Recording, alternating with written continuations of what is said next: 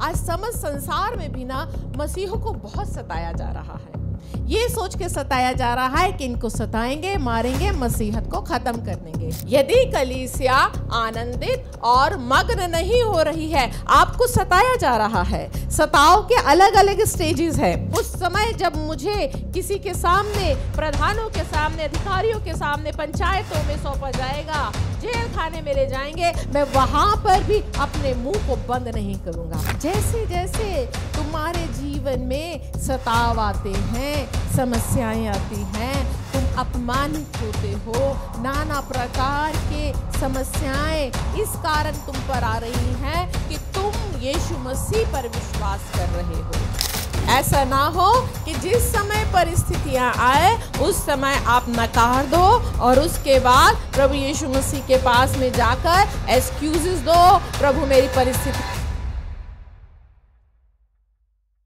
यहाँ जितने भी लोग हैं वो सब मसीह के चेले हैं, है ना? मसीह के चेले यानी मसीह के पीछे चलने वाले लोग। सो जितने भी मसीह के लोग हैं, आप सब तैयार हैं? तैयार हैं? किस चीज़ के लिए तैयार हैं? किस चीज़ के लिए? वचन सुनने के लिए? मैं तो पूछ ही नहीं रही। फिर किस चीज़ के लिए तैयार? हाँ, किसके लिए? चेलों की मीटिंग के लिए? वो भी नहीं। मेरा सवाल है, क्या आप तैयार हैं? किस चीज़ के लिए तैयारी की बात कर रही हूँ? मैं बात कर रही हूँ, हमारे लिए जब भविष्यवाणियाँ होती है तो हम इंतज़ार करते हैं उन्हें पूरा होने का, कि जो भविष्यवाणी मेरे लिए की गई है वो मेरे जीवन में पूरी हो। और हम प्रभु से प्रार्थना करते हैं, प्रभु मुझे तैयार कर उस भविष्यवाणी को पूरा होने के लिए। सो मैं बात कर रही हूँ, क्या आप तैयार हैं उस भविष्यवाणी के पूरा होने के लिए जो आज से 2000 साल पहले की गई है मसीह के चेलों के लिए? वो कौन सी भविष्यवाणी है?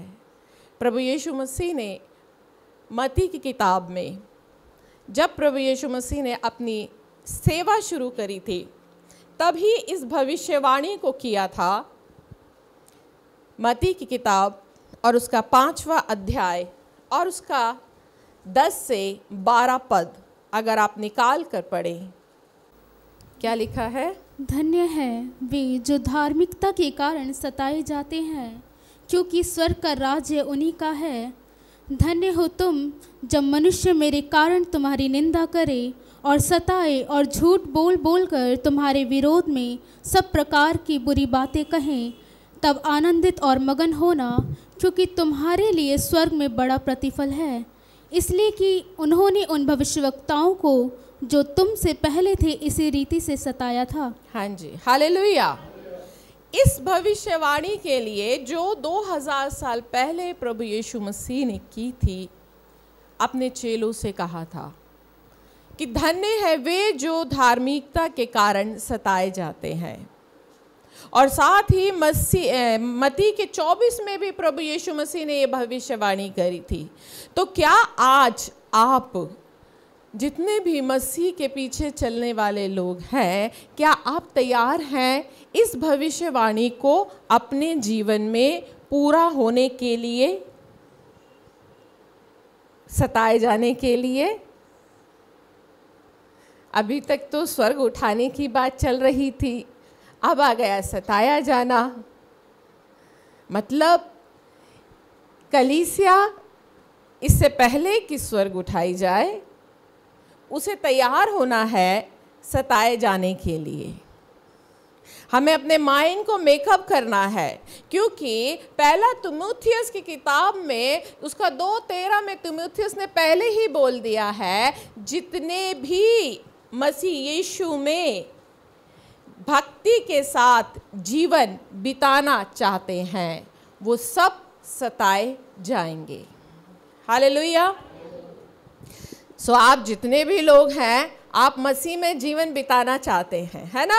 आप में से बहुतों ने बपतिस्मा भी ले लिया है, अब तो जेल की रोटी खानी पड़ेगी, बपतिस्मा ले लिया है, जेल का भी पानी पीना पड़ेगा।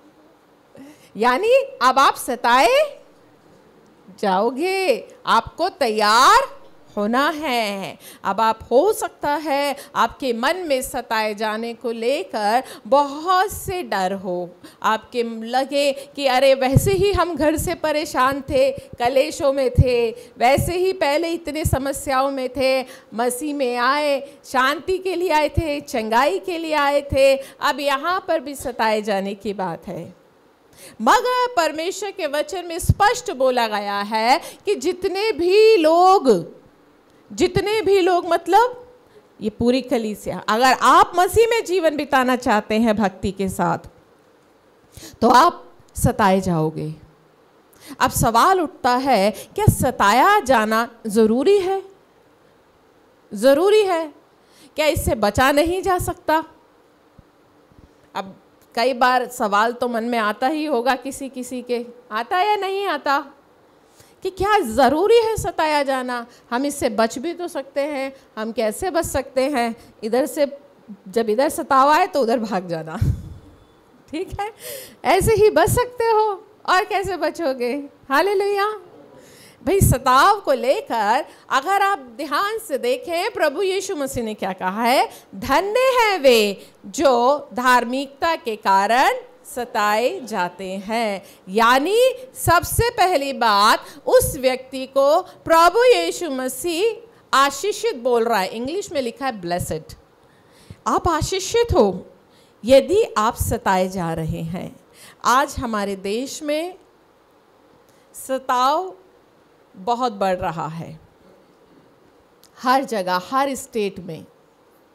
पंजाब को छोड़कर आप यूपी को ले लो, बिहार को ले लो, आप छत्तीसगढ़ को, मध्य प्रदेश को, देहरादून को, उत्तर प्रदेश, जहाँ पर भी आप जाओ वहाँ पर आप देख रहे हो कि कैसे मसीहों के सताए जाने की खबरें लगातार आ रही है। मगर जब इस तरीके की खबरें हमारे सामने आती हैं तब हमें बड़ा दुख होता है। होता है या नहीं होता? आप में से कितने लोगों को होता है? सबको होता है ना। मगर प्रभु यीशु मसीह ने क्या कहा है? क्या दुख मनाना है?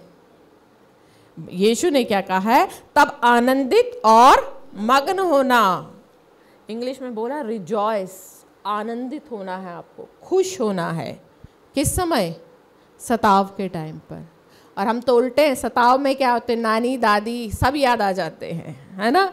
और फिर हमें याद आता है कहीं हमने कोई बुराई तो नहीं करी, प्रभु कोई गलत काम तो नहीं किया जो आज ये हम पर बीत रहा है। जी नहीं, उस समय आपको आनंदित और मग्न होना है सताव के टाइम। यदि कलीसिया आनंदित और मग्न नहीं हो रही है, आपको सताया जा रहा है। सताव के अलग अलग स्टेजेस है। पहला स्टेज होती है पारिवारिक स्तर पर सताव। जब एक व्यक्ति प्रभु यीशु मसीह को उद्धारकर्ता मानता है तब उसे पारिवारिक स्तर पर सताया जाता है। यानी फैमिली, उसकी फैमिली, उसके रिश्तेदार उसे सताते हैं, परेशान करते हैं। आपने भी बहुत सी ऐसी गवाहियाँ सुनी होंगी जहाँ किसी भाई या बहन ने जब मसीह को ग्रहण किया तो उसके परिवार वालों ने उसको त्याग दिया, खाने को नहीं दिया, घर से बाहर निकाल दिया। अभी बीते दिनों मैंने एक गवाही सुनी थी, एक बहन बता रही थी, महाराष्ट्र की थी, एक लड़की जिसने प्रभु यीशु मसीह पर विश्वास किया, उसके परिवार ने उसे कलीसिया जाने के लिए रोका, वो रुकी नहीं, उसके परिवार ने उसको कपड़े उतार कर घर के बाहर कर दिया। उसको ये पनिशमेंट दी, एक जवान लड़की को, और किसी और ने नहीं, उसी के परिवार ने।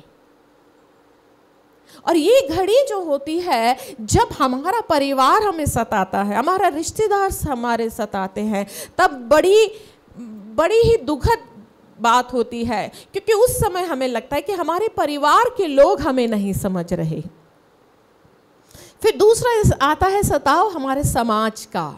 जब आप काम पर जाते हो, आपको काम पर, ऑफिस में आपको सताया जाता है इसलिए कि आप मसीह पर विश्वास करते हैं। आपको समाज, आपके पास पड़ोस, आपके मोहल्ले के लोग आपको नकारते हैं, सताते हैं, क्योंकि आप मसीह पर विश्वास करते हो। आपको तरह तरह की बातें सुनाई जाती हैं। उस समय भी हमें बड़ा अफसोस होता है और हम दुख बनाते हैं। मैंने कई बार बहुत से लोगों को देखा है, जब उनके परिवार में परेशानी आती है उन्हें दुख होता है। कई बार मन में विचार आता है शायद उन्हें मसीह को अपनाने के कारण दुख हो रहा है, मगर वचन क्या कह रहा है? प्रभु यीशु मसीह ने क्या कहा? तब आनंदित और मग्न होना। उस समय हमें आनंदित और क्या होना है? मगन होना है, यानी खुश होना है सताव के टाइम पर। क्यों? जिस समय आप पर सताव आएगा और आप उस समय उस स्टेज को, उस परिस्थिति को आप एंजॉय करोगे। हम आनंदित और मग्न कब होते हैं? त्यौहार पर होते हैं, जब कोई खुशखबरी होती है, कोई अच्छी बात घटती है, तब हम आनंदित होते हैं। जब हमारे जीवन में कोई अच्छा काम होता है। अगर आपको मसीह के कारण उठा के जेल में डाल दिया जाए, आपके साथ अपमानित आपको करा जाए, तो क्या आपके अंदर आनंद आएगा? आएगा? भले ही अभी यूं कर लो, बट आएगा नहीं। सच बता रही हूं, है ना? नहीं आता। उस समय फोन करके सबसे पूछा जाता है, या परमेश्वर को ही कॉल लगाई जाती, प्रभु कहाँ कमी रह गई मुझ में? क्या मैंने गलती कर दी? ये मुझ में क्यों आ रहा है? वो तो आना ही है। अगर आज आप मसीह में हो तो आज अपने माइंड को ना इस बात के लिए आप तैयार कर लेना। आप चेलों की सभा में आए हो और प्रभु यीशु मसीह ने अपने चेलों को ही ये बात बोली थी। अगर आप अपने आप को मसीह का चेला समझते हो तो अपने आप को तैयार कर लेना कि आप सताए जाओगे और उस सताव से आप बच नहीं सकते, क्योंकि यीशु मसीह भी सताया गया था। यीशु मसीह पर भी झूठे आरोप लगे थे। सो जब हमारा उद्धार करता उस प्रोसेस से होकर गुजरा है, तो ऐसा हो नहीं सकता कि आप स्वर्ग की पुस्तक में आपका नाम लिखा जाए और आप सताया ना जाओ। ऐसा हो नहीं सकता।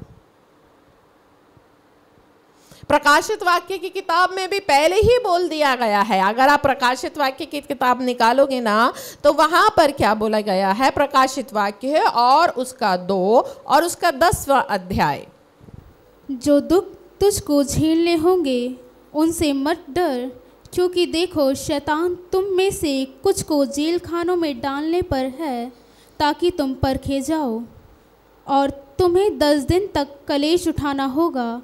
प्राण देने तक विश्वासी रहे तो मैं तुझे जीवन का मुकुट दूंगा। हाँ, क्या लिखा है? तुम्हें दुख उठाना होगा और प्राण देने तक विश्वासी रहना है।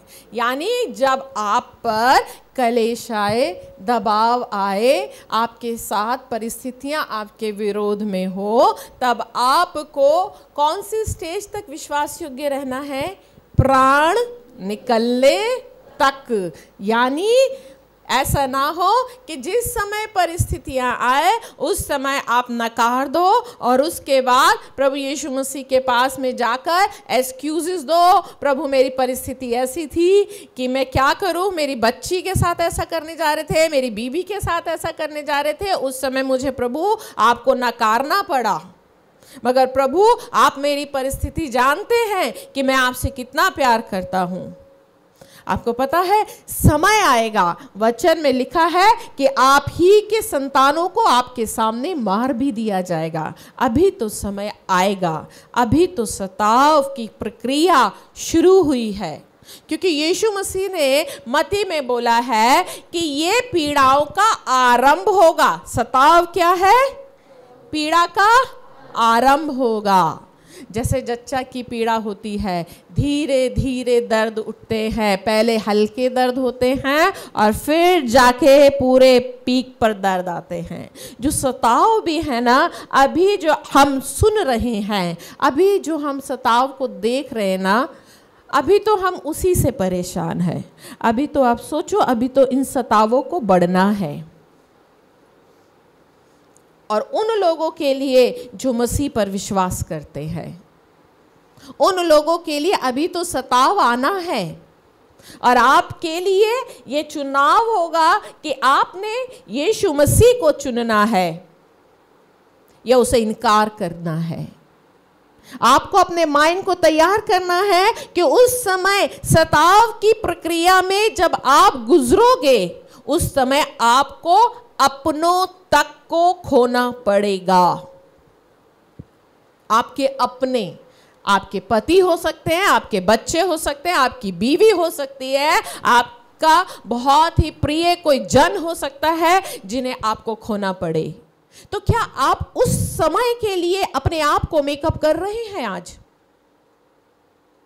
आज अगर मैं आज की बात कहूं, अगर आज की रात ही ऐसी कोई घटना घट जाए, अगर इसी समय हमारी कलीसिया में, जैसे आजकल कलीसियाओं में चल रहा है कि चलती हुई कलीसिया में विरोधी घुस जाते हैं और उन्हें मारते हैं, पीटते हैं, अगर इसी समय ऐसा दल आ जाए और आपकी कनपटी पे बंदूक रखे या आपके बच्चे पर बंदूक रखे, आपकी पत्नी पर रखे और कहे कि इसी समय बोलो तुम यीशु मसीह को ग्रहण करोगे या तुम इसका प्राणों का त्यागना, अगर इसके प्राण प्यारे हैं तो यीशु मसीह को त्याग दो, तो आप अभी डिसाइड कर लो आप उस स्टेज पर, उस परिस्थिति में क्या करोगे। स्वाभाविक है कि आप अपने प्रिय जन को चुनेंगे या नहीं चुनेंगे, क्योंकि आप अपने बच्चों से प्यार करते हैं, अपने पत्नी से, अपने बच्चों से प्यार करते हैं। अभी तक हम स्वर्ग जाने के लिए तो तैयार हैं, मगर उस स्वर्ग जाने के लिए यीशु ने कहा था जो मेरे पीछे होना चाहे वो अपना क्रूस उठाए। क्रूस यानी वो दर्द, वो तकलीफ, वो पीड़ा, वो नकारा जाना। अभी से वो क्रूस पर यीशु को चढ़ाया गया था, उसको मारा गया था, उसके प्राण निकल गए। यहां हल्का सा दर्द हमसे बर्दाश्त नहीं होता। आज हम सब चाहते हैं कि जीवन की पुस्तक में मेरा नाम आ जाए, यीशु मसीह आने वाला है, मैं तैयार हो जाऊं। मगर उस तैयार होने की प्रक्रिया से मैं आपसे पूछना चाहती हूं, क्या आप तैयार हैं अपने प्रिय जन को उस कीमत पे देने के लिए? जैसे इब्राहिम को परमेश्वर ने कहा था कि तू अपना इकलौता बेटा मुझे होम बलि कर दे। वो परमेश्वर से प्यार करता था, उसने एक सेकंड नहीं सोचा। क्या आज हम ऐसा प्यार परमेश्वर से करते हैं? आप बताइए, क्या आप आनंदित होंगे उस परिस्थिति में जिस समय आपके बच्चे को मारा जा रहा होगा, आपकी पत्नी को, आपके पति को मारा जा रहा होगा और कहा जा रहा होगा कि या तो तू यीशु को छोड़ दे या इसका जीवन ले ले? क्या तैयार है उस समय के लिए? यीशु मसीह ने इस भविष्यवाणी के लिए 2000 साल पहले ही बोल दिया था और हम तमाम भविष्यवाणियों के लिए प्रार्थनाएं करते हैं और आज ये भविष्यवाणियां भी पूरी होने वाली हैं, बहुतों के जीवन में पूरी भी हो रही हैं। और ऐसी बात नहीं है कि आज अगर हमारे जीवन में ये परिस्थिति नहीं है तो हम सताव से बच गए हैं। ये तो वो प्रोसेस है। आप कभी कभी बड़ी बड़ी फैक्ट्रियों में देखते हो ना, कोई भी चीज जब बनकर निकलती है, चाहे चिप्स बनकर निकलते हैं, चाहे दवाई बनकर निकलती है, तो वो जो दवाई है या कोई भी चीज है, वो जो भी है हमारे हाथ में है, तो वो उस प्रोसेस से निकल कर आई है। आप जो चटखारे खाकर आप लेस खा लेते हो, चिप्स खा लेते हो, वो उस प्रोसेस से गुजर कर आई है। उबलते हुए तेल में पहले तली गई है, धुली गई है, उस प्रोसेस से गुजर कर आई है, तब वो आपके हाथों में आई है, तभी आपको चटपटी लग रही है। क्या आप अपने आप को उस तेल में उबालने के लिए तैयार है, सताव के तेल में? आप अगर नहीं हैं तो आपके सामने ये अभी ये समय है कि आप अपने लिए प्रार्थना करें कि हे प्रभु मुझे उस समय के लिए तैयार कर, कि कहीं ऐसा ना हो कि जब ये परिस्थिति आए तो मैं तेरे सामने से, तेरे नाम से मुकर जाऊं, क्योंकि बहुतेरे मुकर जाएंगे। आज हम कितना भी यीशु मसीह का गाना गा लें, कितना भी स्वर्ग जाने की बातें कर लें,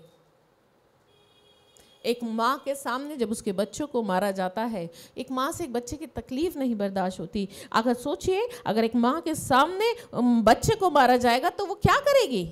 क्या वो यीशु मसीह को चुनेगी? मैं गवाही सुन रही थी अभी बीते समय, एक प्रचारक के साथ में उसकी पत्नी प्रेग्नेंट थी। उसकी प्रेग्नेंट पत्नी के साथ में उसके साथ इतना सताव आया कि पहले उस पत्नी के साथ में प्रेग्नेंट उसको बोला गया तू मसीह को नकार दे। उसने कहा मैं मसीह को नहीं छोड़ूंगा। उसकी पत्नी को लाए जो प्रेग्नेंट थी, उसके सामने उसे निर्वस्त्र किया, उसके साथ में गलत काम किया गर्भवती औरत के साथ, और उसे मार दिया। मगर उस प्रचारक ने तब भी बोलता रहा मैं मसीह को नहीं छोड़ूंगा। कीमत चुकाई है उसने स्वर्ग जाने के लिए। क्या आज हम तैयार हैं ऐसी परिस्थिति से गुजरने के लिए? वचन में लिखा है आनंदित और मगन होना। ऐसी परिस्थिति में क्या आप आनंदित होने के लिए तैयार हैं? शाऊल को देखो, पौलुस और सिलास को जब बंदी गृह में डाला गया था, वचन बताता है उन्हें पहले पीटा गया, निर्वस्त्र करके पीटा गया। पीटने के बाद में उनके हाथों में बेड़ियां लगा दी। बेड़ियां लगाकर वो, आप सोचिए, जिनको कपड़े उतार कर बेत मारी गई हैं, नंगे बदन बेत मारी। क्या पीड़ा से वो गुजरे होंगे नंगे बदन पर। कपड़ा तो फिर भी सपोर्ट कर लेता है, बेतें मारी गई हैं नंगे बदन पर, और उनको काठ लगा दी है, बेड़ियां लगा दी हैं। और उस परिस्थिति में वो परमेश्वर की आराधना कर रहे हैं। क्या जुर्म किया था उन्होंने? मसीह के नाम का प्रचार, मसीह के नाम का प्रचार किया, और उसमें भी वो परमेश्वर की आराधना कर रहे हैं। इसका मतलब वो भी इसी वचन का पालन कर रहे हैं, आनंदित और मग्न। वो उस परिस्थिति में आज कितने ही पास्टर प्रचारकों को जेल में डाला जा रहा है। क्या वो जेल में आनंदित है? क्या उनके परिवार के लोग आनंदित हैं? अगर आज हमारे प्रिय को मात्र इसलिए जेल में डाल दिया जाए क्योंकि वो परमेश्वर के नाम की सेवा कर रहा था, कहीं प्रार्थना करने गया था और उसे जेल में डाल दिया गया, तो हम परमेश्वर के सामने घुटनों पर रोएंगे, प्रभु उसने कोई गलत कार्य नहीं किया, आप तो जानते हैं। हम रोएंगे। मगर वचन बता रहा है तुम्हें आनंदित और मग्न होना है। उसका पहला पत्रस में, उसका पहला पत्रस 4 अध्याय और 12 वचन क्या बोलता है? 12-14 में, हे प्रियो, जो दुख रूपी अग्नि तुम्हारी परखने के लिए तुम में भड़की है, इससे यह समझकर अचंभा ना करो कि कोई अनोखी बात तुम पर बीत रही है, पर जैसे जैसे मसीह के दुखों में सहभागी होते हो आनंद करो, जिससे उसकी महिमा के प्रकट होते समय भी तुम आनंदित और मगन हो। क्या लिखा है? जो दुख रूपी अग्नि तुम्हें परखने के लिए, यानी जब सताव आएगा तो वो क्या करेगा? परखेगा। सताव हमें क्या करता है? परखता है। सुनार सोने को खरा बनाने के लिए किस में डालता है? आग में डालता है। और यहीं पर बोल रहा है जो दुख रूपी अग्नि, यानी प्रभु यीशु मसीह परमेश्वर इससे पहले कि हमें स्वर्ग लेकर जाए, वो स्वर्ग ले जाने से पहले वो हमें उस दुख रूपी अग्नि में डालेगा। और वचन बता रहा है जो दुख रूपी अग्नि तुम्हें परखने के लिए तुम पर आई है। ये कोई अचंभे की बात नहीं है, इसे अचंभा मत करो। अगर हमारी कलीसिया पे सताव आए, अगर आपके जीवन पे सताव आए, यदि आप किसी ऐसी परिस्थिति से होकर गुजरोगे तो उसको अचंभे की मत करना कि कोई अनोखी बात आप पर गुजर रही है, अरे भैया मैं तो बहुत ही अनोखा हो गया हूँ। नहीं, सबसे पहली बात धन्य कहना अपने आप को। वचन में लिखा धन्य है वे जो मेरे नाम के कारण सताए जाएंगे। अगर आप मसीह के कारण सताए जाओगे ना तो सबसे पहले अपने आप को आशीषित समझना। दूसरा काम आपको करना है, आनंदित होना है। उसमें आपको आनंदित होना है कि प्रभु ने मुझे इस योग्य समझा। जैसे पौलुस और सिलास आनंदित हुए थे, डैनियल को भूखे शेरों के सामने भी डाल दिया, वो उस समय भी उसने अफसोस नहीं किया, वो उस समय भी आनंदित रहा, उसने परमेश्वर पे भरोसा रखा। आज कितने ही लोग शेर के सामने पड़े हुए हैं। यहाँ शेर वो नहीं है, शेर वो उनकी परिस्थितियां हैं जिन्हें लगता है ये मुझे खा जाएगी, ये परिस्थिति तो बस अब मैं टूट जाऊंगी। आज परिस्थितियां शेर के समान आपके सामने हैं और आप रोते हो, बिलखते हो, मगर आप उस परिस्थिति में आनंदित क्यों नहीं होते हो? क्यों नहीं? आपके अंदर वो आनंद, अगर प्रार्थनाएं सुन ली जाती है तो हमारे अंदर आनंद है। यदि हमें आशीष, चंगाई, छुटकारा मिल जाता है तो हमारे अंदर आनंद है। मगर यदि सताव है तो हमारे अंदर आनंद नहीं है। ये भी तो प्रभु का ही वचन है। यीशु ने ही तो कहा है कि आनंदित होना। और पतरस भी बोल रहा है कि पर जैसे जैसे मसीह के दुखों में सहभागी होते हो, जैसे जैसे तुम्हारे जीवन में सताव आते हैं, समस्याएं आती हैं, तुम अपमानित होते हो, नाना प्रकार के समस्याएं इस कारण तुम पर आ रही हैं कि तुम यीशु मसीह पर विश्वास कर रहे हो, तो उस समय तुम्हें आनंद करना है, जिससे उसकी महिमा के प्रकट होने के समय भी, ताकि जब उसकी महिमा प्रकट हो तब तुम आनंदित और मगन हो। यानी यदि आप आज उस परिस्थिति में, जिस परिस्थिति में सताव की, समस्याओं की आपको निग्लेक्ट किया जा रहा है, आपको नकारा जा रहा है, सताव आ रहा है, और उस परिस्थिति में भी यदि आप प्रभु में अपने आप को धन्य समझ रहे हैं, आनंदित समझ रहे हैं, और जैसा प्रकाशित वाक्य में बोला गया है, प्राण देने तक विश्वास योग्य रहे। और यहाँ पर एक बात और बोली गई है प्रकाशित वाक्य पर कि जो जय पाए, क्या लिखा है? क्योंकि जो जय पाए, यानी आपको कलेश पर क्या करना है? जय पानी है। आज बहुत से लोग हल्के से सताव के कारण मसीह को छोड़ देते हैं। जहां घर में, परिवार में समस्या आती है, यानी वो हार गए, वो जय नहीं पा पाए। और वचन में लिखा है जो जय पाए। और आपको पता है सताव हमारे जीवन में बढ़ोतरी को लेकर आता है।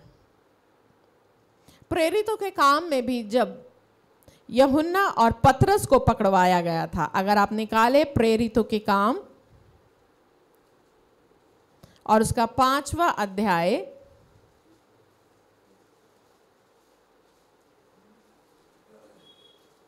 जब प्रेरितों को पकड़वाया गया था, 5 अध्याय और उसका 40 में जब आप पढ़ेंगे, 40 और 41, 40-41, तब उन्होंने उसकी बात मान ली और प्रेरितों को बुलाकर पिटवाया और यह आदेश देकर छोड़ दिया कि यीशु के नाम से फिर कोई बात ना करना।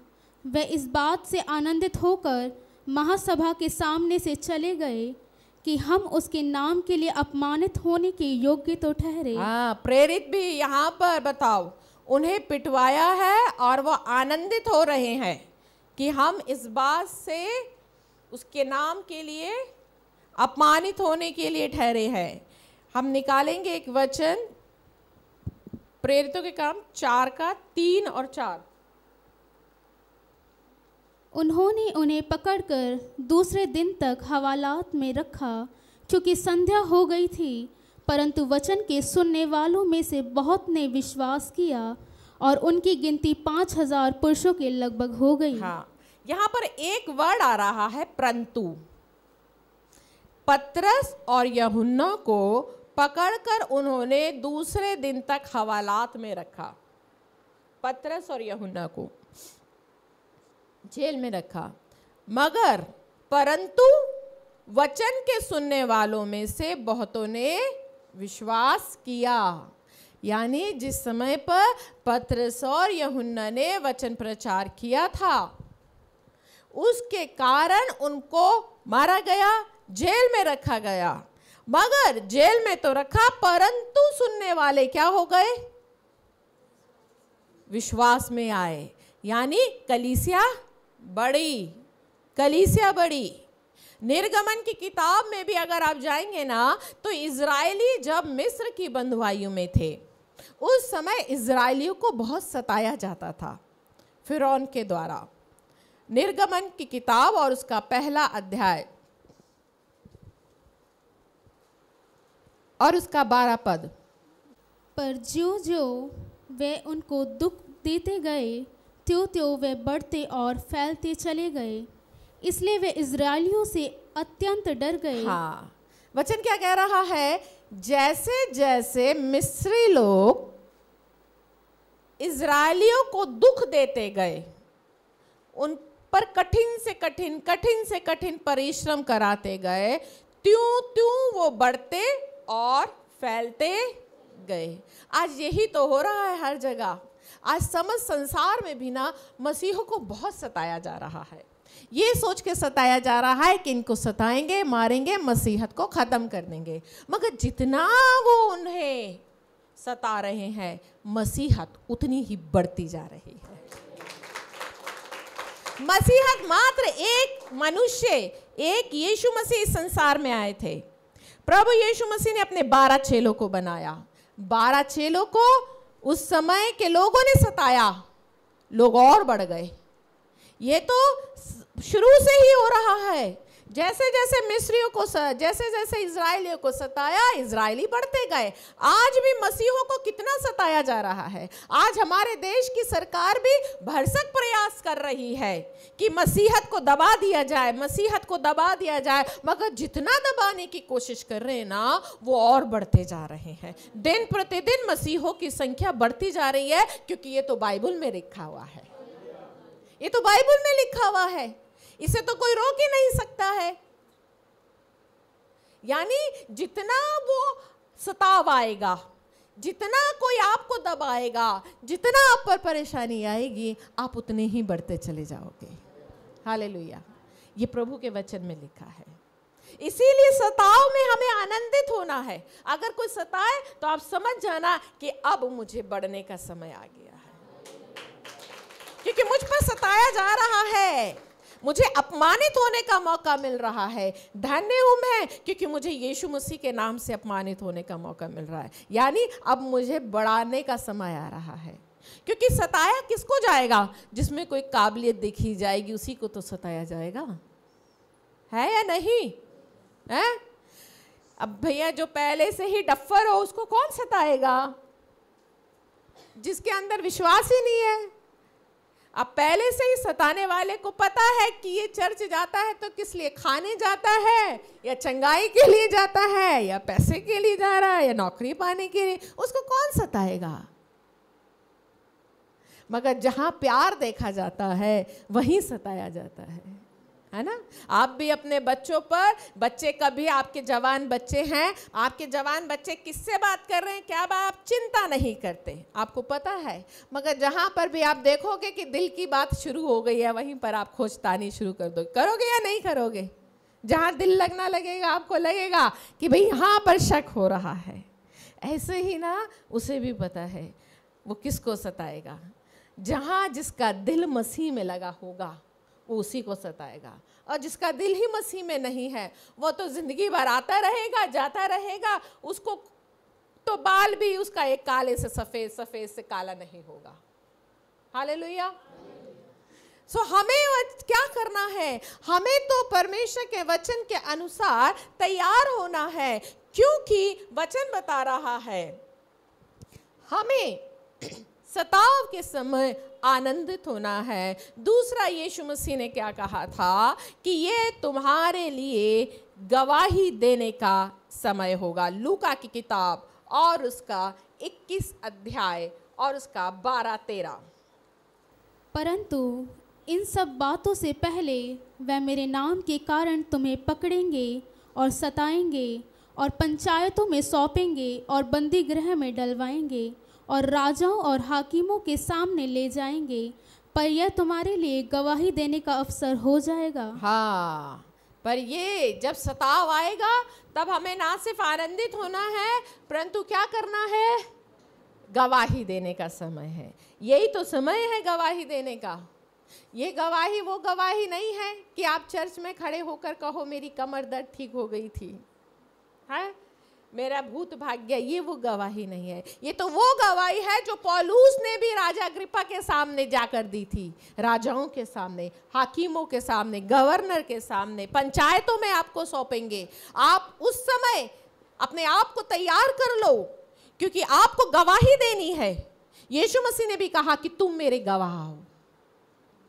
आपको गवाही देनी है यीशु मसीह की। अपने आप को आप इस चीज के लिए माइंड से तैयार कर लो कि मुझे गवाही देनी है। उस समय जब मुझे किसी के सामने, प्रधानों के सामने, अधिकारियों के सामने, पंचायतों में सौंपा जाएगा, जेल खाने में ले जाएंगे, मैं वहां पर भी अपने मुंह को बंद नहीं करूंगा, क्योंकि वो दुष्ट चाहेगा कि परिस्थितियों के कारण आप अपने मुंह को बंद कर लो, आप बस चुपचाप रहो। अब सताव आ रहा, अब मुझे किसी से कुछ नहीं कह रहा, बस मैं आनंदित रहूंगा, अपने आप में ही आनंदित रहना है। नहीं, आपको उस समय गवाही देनी है। आपको मुकरना नहीं है पतरस के समान, क्योंकि पतरस भी उस समय मुकर गया था जिस समय यीशु मसीह को पकड़वाया गया था। वो समय अंधकार का समय था। ये समय भी अंधकार का समय आ रहा है। वो सताव का समय था, ये समय भी आ रहा है। इस समय भी कितने पतरस होंगे जो यीशु मसीह को नकार देंगे। आज जैसे पतरस के समान कहते हैं ना, प्रभु मैं तो तेरे पीछे मरने को भी तैयार हूं। आज ऐसे ही चेले जो पतरस के समान है, वो उस समय यीशु मसीह को नकार ना दें। अपने आप को आप तैयार कर लो कि आपको गवाही देनी है। यदि कोई आपसे पूछे कि क्या तू यीशु मसीह को जानता है, तो आप कहना हाँ मैं यीशु मसीह को जानता हूं। आप मुकर मत जाना, क्योंकि यदि आप मुकर जाओगे तो यीशु मसीह ने क्या कहा है, जो मनुष्यों के सामने मुझे इनकार करेगा उसका मैं स्वर्गीय पिता के सामने इनकार कर दूंगा। यह आपके लिए घड़ी होगी लोगों के सामने स्वीकार करना। अभी मेरी किसी से बात हो रही थी, तब उन्होंने बातों बातों में बताया वो अभी अपने परिवार, अपने रिश्तेदार में इस बात को जाहिर नहीं कर रहे हैं कि हम चर्च जाते हैं। सीक्रेटली चुपचाप आ रहे हैं। आप गवाही कब दोगे? अगर आप जाहिर नहीं कर रहे, अगर आप आज जाहिर नहीं कर रहे, तो आप गवाही कब दोगे? कब आएगा? आप क्या कोई बुरा काम कर रहे हो जो आप छुपा कर रहे हो? आपको लज्जा आ रही है चर्च आने में? अगर आपको लज्जा आ रही है तो आप छोड़ सकते हो। अगर आपको मसीह का नाम पर स्वीकार करने पे रिश्तेदारों के सामने शर्म आ रही है, तो आप सोचो पंचायतों के सामने, समाज के सामने कैसे एक्सेप्ट कर लोगे? जो व्यक्ति अपने रिश्तेदारों के सामने इस बात को एक्सेप्ट नहीं कर पा रहा, क्या कर पाएगा वो व्यक्ति? आप बताइए।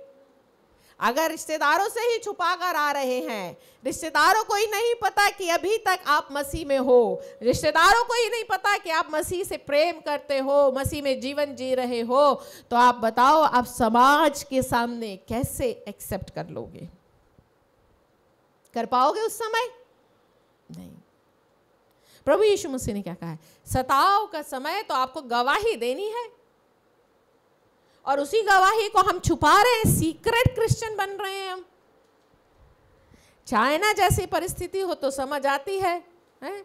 हम तो अपने देश में रहते हैं, इतनी आज़ादी है कि आप आज़ादी से बोल भी सकते हो, एक्सेप्ट कर सकते हो। फिर किस बात का आपको सताव, फिर किस बात का आपको डर है कि आप अपने रिश्तेदारों के सामने भी एक्सेप्ट नहीं कर रहे कि आप मसीह में हो। यीशु मसीह ने कहा तुम्हारे लिए गवाही देने का समय है। हालेलुया। हम बहुत सी चीज़ों के लिए अपने आप को तैयार करते हैं। ये समय है कि आप इन बातों के लिए गंभीर हो। जब दूसरे लोगों की गवाहियाँ सुनते हो तो ज़रा अपने आप को उस जगह रख कर देखा करो कि यदि मैं इस सिचुएशन में होती तो मैं क्या करती, और जब ये परिस्थिति मेरे सामने आएगी तो क्या मैं इस परिस्थिति से गुजरने के लिए तैयार हूँ। जैसा मैंने आपको बताया, उस प्रचारक की गर्भवती पत्नी के उसके सामने निर्वस्त्र करके उसके साथ गलत किया और उसी प्रेग्नेंट लेडी को उसको मार दिया गया। तो क्या उस परिस्थिति से गुजरने के लिए आप तैयार हो? यदि आप तैयार नहीं हैं तो आप मान लीजिए अभी आप स्वर्ग जाने के लिए भी तैयार नहीं हैं, क्योंकि ऐसा हो नहीं सकता कि आप बिना सताव के, बिना यीशु मसीह को समाज के सामने एक्सेप्ट करे आप स्वर्ग में उठाए जाओ। आपको अपने आप को तैयार करना है। हालेलुया। और जब ये परिस्थितियां आए तो आपको रोना नहीं है, परंतु आनंदित होना है, मग्न होना है, खुश होना है। इंग्लिश बोलता है रिजॉइस। आपको आनंद से भर जाना है उस परिस्थिति में। जो मैं आज बोल रही हूँ आप भूल जाओगे उस समय तक, मगर आज इन बातों को गांठ बांध लेना। रोज़ अपने आप को, अपने माइंड को याद दिलाना कि जब ये परिस्थिति गुजरेगी तो मुझे आनंदित होना है। हालेलुया। प्रभु इस वचन के द्वारा आप सभी लोगों को तैयार करे और आशीष दे।